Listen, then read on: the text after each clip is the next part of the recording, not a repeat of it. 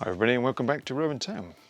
This is a little update that I'm doing. It's the end of summer, beginning of autumn, and I'm just going to tell you what I have been doing over the last few months, because I haven't really done a great deal in the way of videos and probably won't be doing too much as it gets colder, because I don't want to heat the garage because of the cost of electricity. So you won't find me on YouTube as much as I was, and means I probably won't get to my 1,000 subscribers, and that means YouTube is not going to pay me the 2 pence per 1,000 million views that I could get. But anyway, thank you very much for all those people who have currently subscribed, and for those who do watch the videos, thanks very much. So I'm going to show you a few areas around the layout that I've been doing work, and the main thing really to announce is that the upper level that I have been building over the last few months is finally done and complete and can run some trains. So we'll see that in a bit. So let me show you some of the areas that have caused me a few problems and some of the electronics that I have used. So the first area we're going to look at is just here, and I'm looking at the electronic side of things for the upper level. I've got a Merg CAN Mio which allows me to control either 8 outputs or 8 inputs, and I've got another set of 8 inputs or outputs that I can use. So here I'm using 2 pieces of modules. One is a Merg module, which is a block detector, which is on the left hand side with all the red wires, and on the right hand side is a eBay relay kit. The relay kit is used to switch the frogs as we move them from one side to the other, and obviously the block detectors are to detect whether a train is in the area or not, and you may just see the green light come on and go off as a train enters or leaves the block, which is great. It's doing as it should do. The reason I've got those is I wanted to be able to put a few signals on the layout which become automatic. So as a train enters the block, the signal goes red, and as it leaves, it goes green. Quite simple, and I can do that quite happily using that set of relay. So once I trigger something, I can change the LED from red to green or green to red, depending on what I want to do. Now you may have saw previously that I actually did do some of the pre-weathering of, or not pre-weathering, but the painting of the express points. I wanted to make them look very much as if they were concrete ones. And if you haven't seen that video, I will pop it up at the top right here if I remember to do that. So I pre-weathered these as well. I put some rust on the rail and I just spray painted on some concrete colour, and I think they came out quite well. The only disadvantages are obviously the paint becomes a little bit thicker where the blades have to move over, and they do stick a little bit, so maybe it's not the greatest thing in the world, but it does do what I wanted it to do. And I think when you compare it to the other track, although the other track around it doesn't have the weather, it doesn't have the rusting on the track, it looks a fairly decent attempt at making these look like they're concrete. And I would hope you agree. I have just around the corner started to weather up some of the track. I've weathered both sides of this track because I think when I start putting the back screen up, which is going to be just behind these wires just there, behind those wires, behind those pots just there, and run along there, I've got a little bit of perspex on there at the moment just to ensure that if the train does derail, it doesn't pop off. But I have started to weather that track up already, because once I put the back scene up, I won't be able to very easily access those things. And that does lead me to another area. I'm not going to say I made a boo-boo, but it wasn't from laying the track, but it was more the weathering the track. When I laid the 2 kind of running lines that go straight through the centre of this area, I didn't actually bother to rust the rails. A bit of a big mistake really, but the 2 platform lines I did end up just painting the sides that I wouldn't easily be able to access once I've glued them down into place. You can't see that, but they are there and they are rusted on the far side. but I think it looks reasonably okay. I think I could have left it unrusted, but I think if I took a photograph like from above, you may just be able to spot it. Although if you airbrush them over, it probably doesn't make too much of a difference, because I don't know, you probably wouldn't notice it once it's been airbrushed down and given that kind of dirty, grimy look from the track perspective. If we carry on with the platform area, for my birthday I did get a few of these SMS platforms. I mean, they're brilliant to put together, no doubt about it. It's pretty straightforward to do. My only issue really was just here where the joins were. I'm not particularly happy with the joins, but you know, I think that's just the way life is. What I have decided to do is just use bog standard plywood. My plan with the plywood, well, is fairly straightforward. I think I'm going to utilise some of the paper prints you can get from SMS.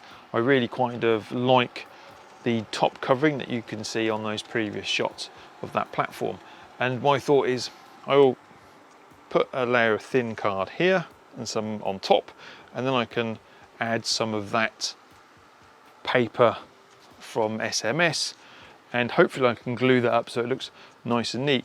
I was considering using the embossed brickwork sheets and stuff like that. I mean, it's difficult to find. I think at the moment I just want to be able to put things in place and see how they fit. I do really like what Everyard Junction did. That's really good. He's gone down to a lot of detail. He's got a lot of patience with the brickwork, with the embossed flexible kind of embossed plastic, and he's used some grout, I believe, to kind of create that kind of tarmacy effect on top. It looks absolutely fantastic, don't get me wrong, but I think initially at the moment I just want to put something in. I'm not too worried about, I want to put platform lights on there and a few other bits and pieces. I'm happy to drill through that and connect them up as and when I need to. So that's the area for the platform. I'm just going to turn my attention to this corner just here, and this has caused me no end of grief. I laid all the corners around the upper level fine apart from this one, and I think my keenness to have the trains run quite close together through the platform section has caused me a real problem. And the problem really stems from just here. These two sets of points are very close together.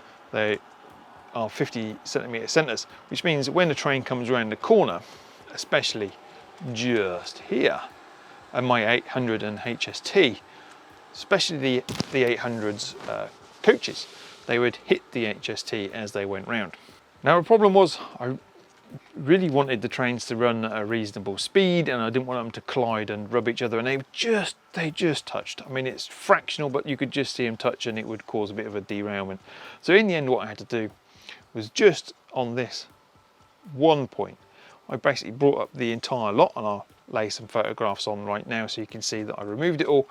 And this one point, this end just here, I managed to just eke out, just move probably 3mm back towards the rear of the layout. That was just enough to allow me to rerun this piece of track around here and get the HST and the 800 to go round it without colliding, which is a bit of a, well, it's brilliant. It is really good news. That was quite beneficial. So I'm really pleased with that.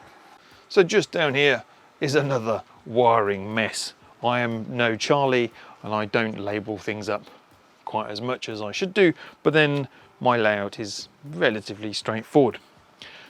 Again, we're running Merg. I've got my eBay relay to do my frog switching, and I've got the capacity now to put some signals at the top, which would be brilliant.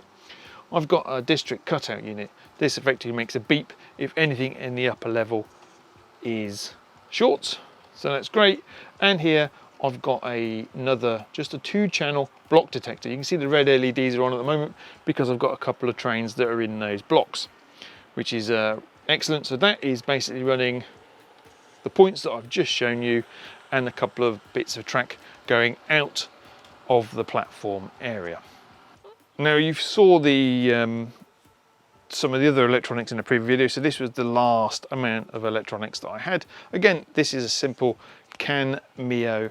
It's running a set of inputs, which is the black and yellow wires. You can see that's coming from one of my block detectors from the lower level, and I've got a relay there again that is controlling the frog, which is one set of points that runs up and down my incline. So that's working well. It's a little bit awkward to get into. The board is in there and wedged, it's not really screwed down, but it does what it needs to do. It's hidden away and it's not ever going to be in the way for anything, but it has got the capacity to run one set of signals if I want them up the top, or maybe even two for my incline track.